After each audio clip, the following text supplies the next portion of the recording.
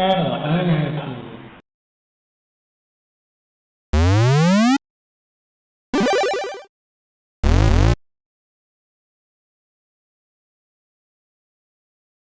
Okay, so I'm pretty familiar with the first Gauntlet game, but I've never played the second one, and I've never played the third one. So I have no idea what we're getting into. Let's get it started. So it's on disk files, we got some border flashing, and we've got an intro that is clearly PAL, but I have tested, this is an NTSC game. It's another instance where someone in the PAL region cracked the NTSC version or something. So it's a little annoying, but yeah, that's part of the reason why I'm leaving the filter going. Anyways, let's start the game properly here. So spacebar to get past that. I'm gonna have to censor that particular name right there. Gauntlet 3 plus 4. Okay, and yeah, because this is still part of the crack, right? So this was clearly done for PAL, but I guarantee you this is an NTSC copy of the game. Anyways, so unlimited energy, no. Oh, that's slow. Unlimited potions, no. Unlimited credits, no. What's the last one? Level skipper, no. Okay, so let's load up the game. Whoa. Okay, that's a weird... Huh. I mean, we've seen quite a number of different loading patterns, but this one is just white bars, but a lot of them. Also, a lot of flashing to it, so yeah, I'm gonna keep the low contrast filter on this one too. And there we go, Gauntlet 3. We got some epic music going. It says spacebar to start, F1 to select number of players. So, okay, it only goes between 1 and 2.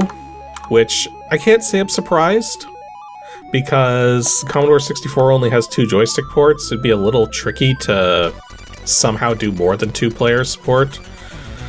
I wonder if that's even possible. Because I mentioned before, the way the keyboard works on the Commodore 64 doesn't really make it well suited for gameplay. Like, it really depends on the game.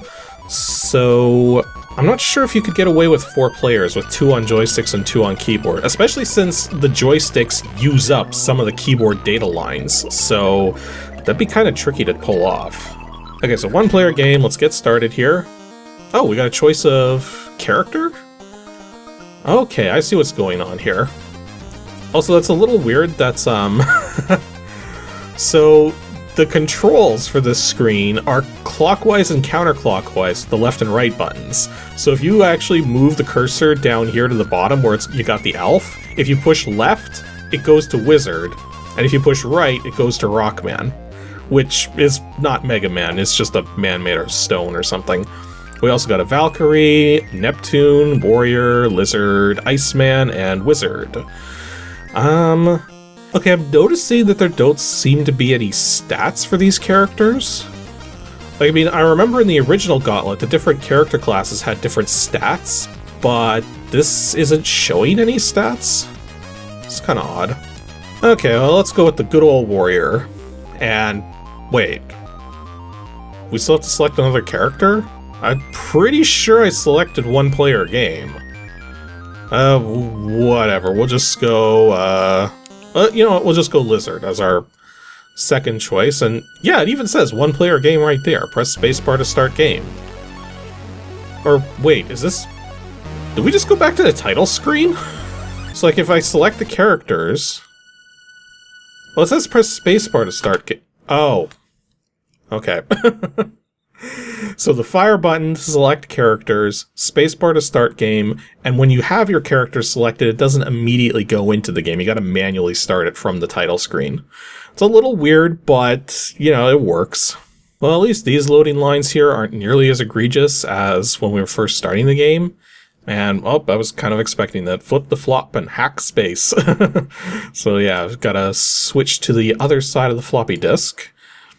So that is done, press space, and now we get to go through more loading.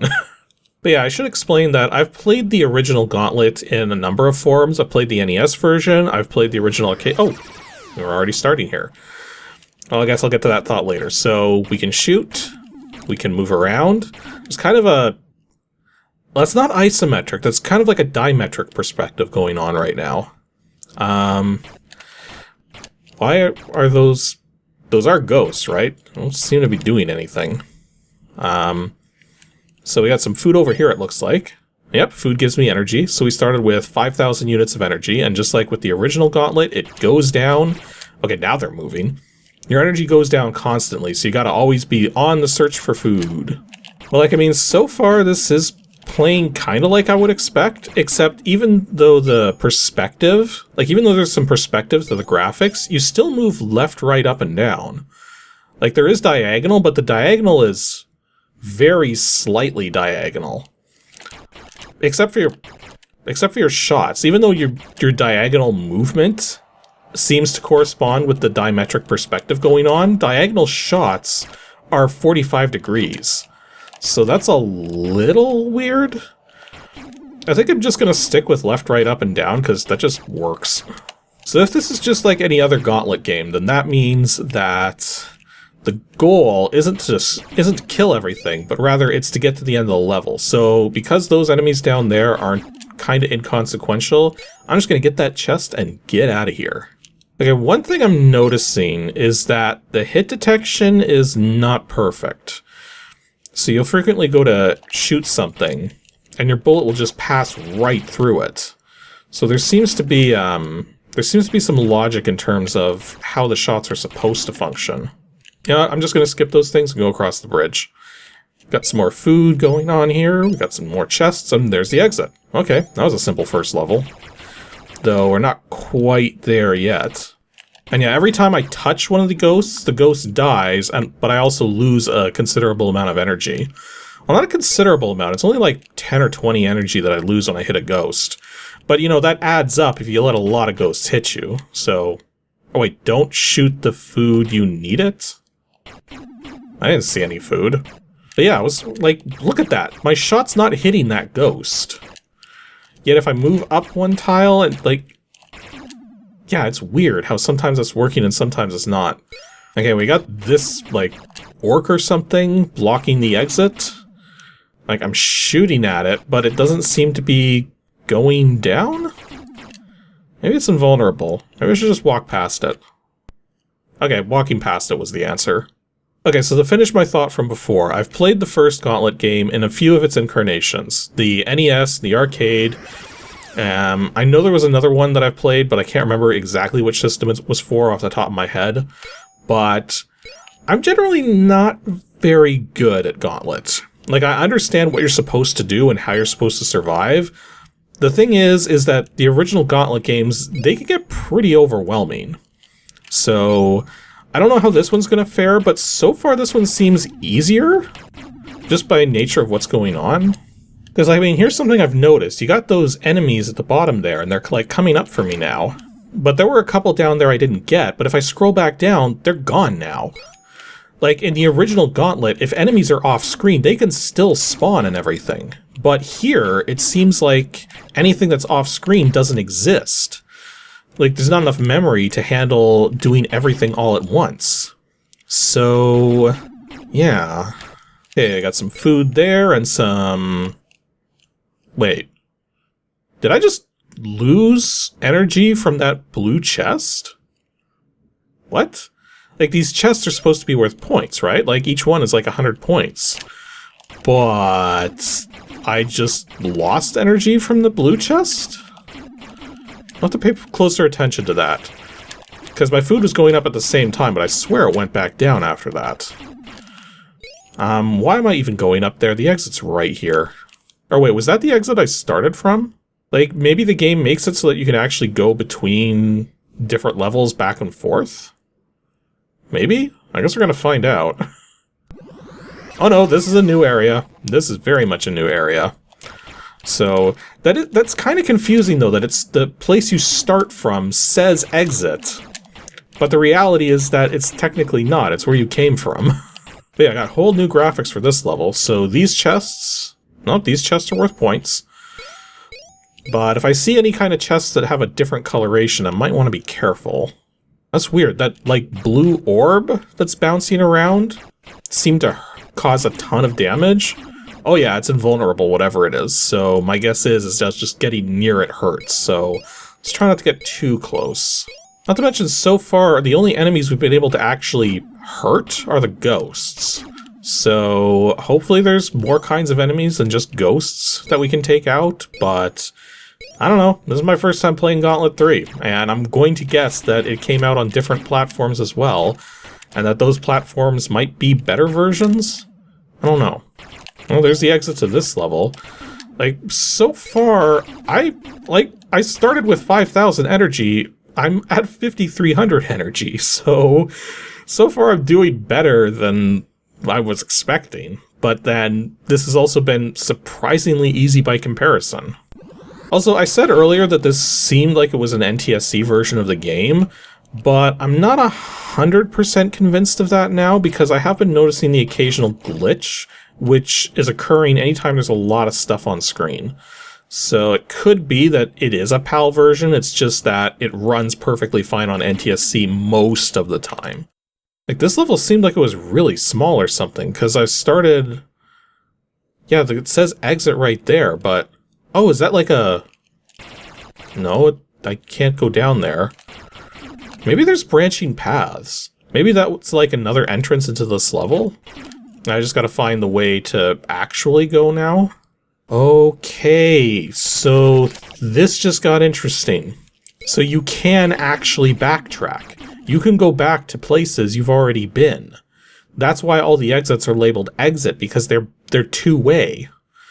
So that now begs the question, where are we supposed to actually go? Yeah, how do I go through this exit? Like, where even is this exit?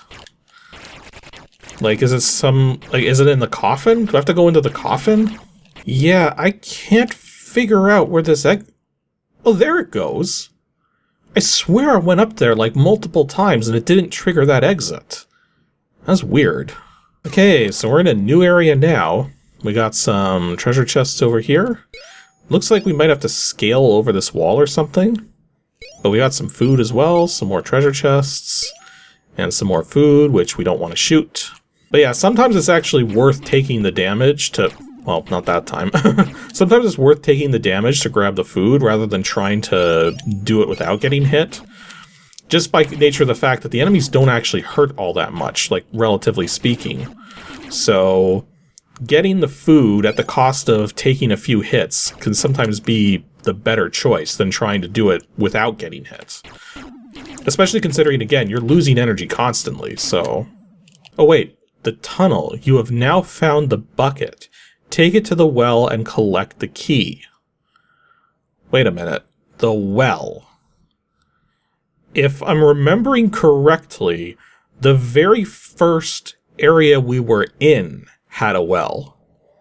So the game wants me to backtrack all the way to where I started from to use this bucket. Oh boy. I mean, I could be wrong about that. Maybe there's another well in this area and we're just supposed to search this area, but a part of me doesn't want to take that chance, given the fact that we do have limited energy. So I just gotta figure out how to... Oh, that ladder there was the exit. Okay, so we weren't supposed to scale that wall or anything. Wait, this is interesting too. I'm going back through this room here, and the spawners that I destroyed are still gone. Now, I wasn't paying attention to the pickups that were in that area, so I don't know if they came back or not, but the spawners that I took out were still gone. So that is interesting. The game is actually tracking what spawners and stuff you've taken out are left intact, which that's kind of a tricky thing to do for a game that's spanning multiple loads and everything. That means there's got to be some kind of logic to all of the things that you've set down. Otherwise, you wouldn't be able to do that properly, because you have so little memory to work with to track stuff like that. One other thing I should point out is that it's kind of impressive that you can actually go behind things in this game. Like, when you think about Commodore 64 graphics, you've got a background layer and then you've got your sprites. So to do things where you effectively have sprites looking like they're going behind the scenery, that's not trivial, and that's not simple. Like, that takes some effort to put that kind of detail into a game like this on this platform. Now, granted, it's having some interesting side effects because I guarantee you I should not be walking behind that. But yeah, anytime you see foreground elements in a game that is predominantly on a sprite-based system, getting things to look like they're in the foreground in front of players, not so easy. Not unless the system has a layering thing in place. Like, the 16-bit systems like the Genesis and the Super Nintendo, I know have layering systems in effect, which makes it possible to put things in front of other things very easily, but not every system could do that. So suddenly it becomes a bit more tricky. Okay, so we're back in the first level again. At least the level we started in. I'm pretty sure I saw a well here somewhere. So yeah, there it is right there. So if we go up to the well, can we actually use this well with the bucket? Oh! There was a message on screen and I accidentally got rid of it by pushing the button. So now I have no idea where I'm supposed to go next, because that flashed real quick. Well, you know what? Let's actually try going back to the very start of this level, because it had an exit marker on it, but we didn't go through it because we just sort of assumed that's where we started from. So if we go back through here, like, we haven't gone this way yet, so maybe this is where we're supposed to go next? I don't know. Again, I didn't see the message that flashed on screen because it was literally on screen for like just a few frames. So I'll post a screenshot of that so that you all can see what that message was, and then I'll be able to take a look following. And yeah, I'm not going to know what it says now, but I'm sure going to find out when I edit this video together. But yeah, going through that door seemed to bring us to kind of that section that we originally found the bucket in. Like, maybe we were supposed to go this way right from the start? Although this might not link back up to the other section, like maybe it was like separated off. I don't know. Yeah, like, I mean, look at this right now. There's nothing happening here. The ghosts are all stuck, and I can't destroy the spawner because my shots are not actually hitting it for whatever reason. But yet if I stepped over to the side there, it worked just fine. Like, there's some weirdness going on with the collision detection in this game. And like, so far that's kind of my experience with this thing so far, is that it's like, it's not that the game is, like, the game's got some weird things going on that would normally make a game difficult, but at the same time, the game is incredibly forgiving, so despite the fact that it's got some weird things going on, it's still surprisingly easy. But yeah, I just went in one big circle here, so we're up to this exit again. So now that I've got a filled bucket, I guess the question is, where am I supposed to bring it? Well, I guess what I should probably do is just look around and see if there's anything that sort of stands out as just not part of the normal scenery. So for any screen where I didn't do a very good investigation, I'm just going to walk around and see if I can find anything out of the ordinary. So yeah, this screen here I kind of didn't do a very good walk around on, so this is one where I'm going to just walk around, see if I can find anything. Or no, wait, there's an altar. There's an altar. There we go. The drawbridge is now down. The exit is open for the next level. Oh. Okay, so now I just gotta figure out where this drawbridge is. I'm gonna guess it's probably outside, so we should probably head for the exit here and just see if we can find this. Oh wait, food. I see the food, I'm getting the food, and then we'll go outside.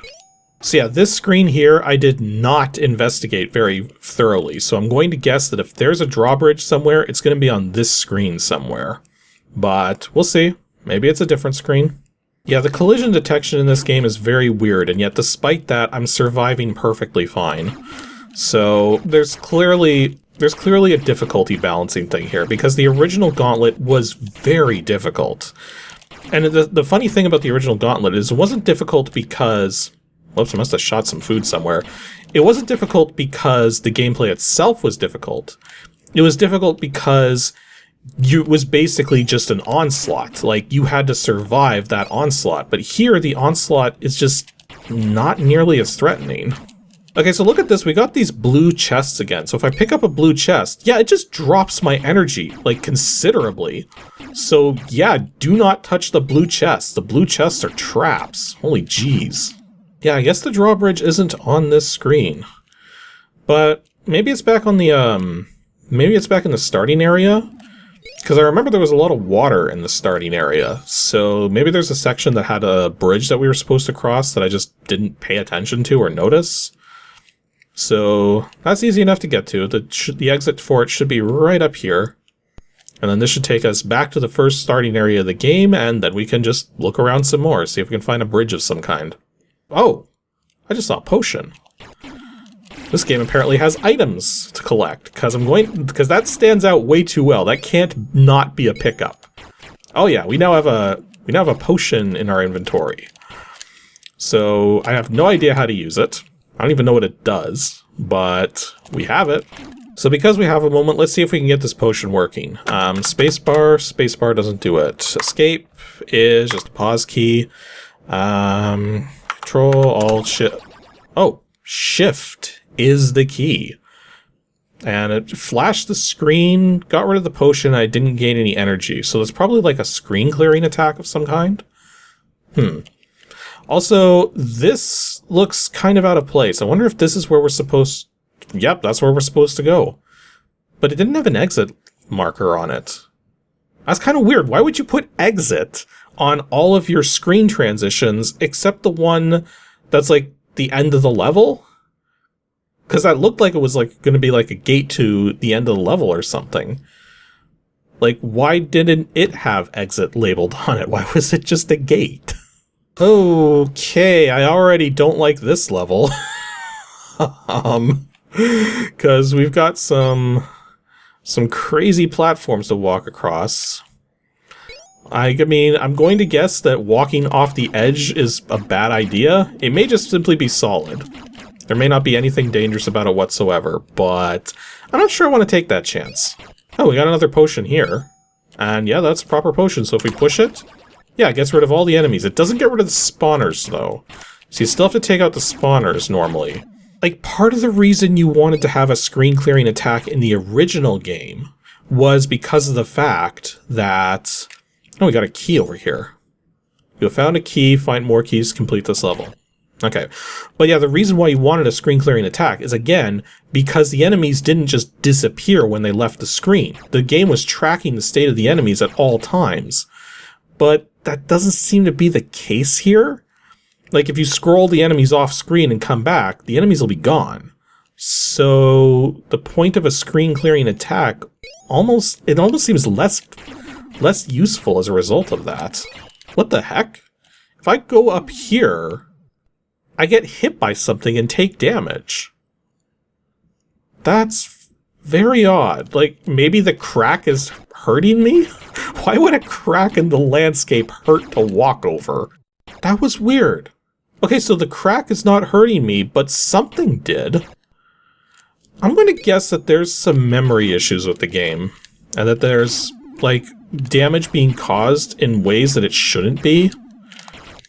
Either that, or it really is a PAL version and playing it on NTSC is just causing weird issues like that. Like, it's not impossible, it's just... I don't know. So that was Gauntlet 3. It's definitely a different take on the Gauntlet formula. It's an easier take for sure, but that just may be because of how it's been done here on the C64. For all I know, the other ports of the game, because I'm pretty sure it's not just a C64 game, I'm going to guess the other ports are probably more difficult because they have more memory to work with to be able to handle things on a much grander scale. Whereas here, enemies are disappearing when they scroll off screen, and then they gotta respawn, and it's... I expected to be completely out of energy by this point, let's put it that way. Also, it occurred to me that we selected two different players when we were starting up, yet we're only playing a one-player game. My guess is that you're not allowed to select different players mid-game. So if you're gonna play one player, but you want to be able to have a second player join in, that second player's character type still has to be selected ahead of time. So that's probably what was going on there.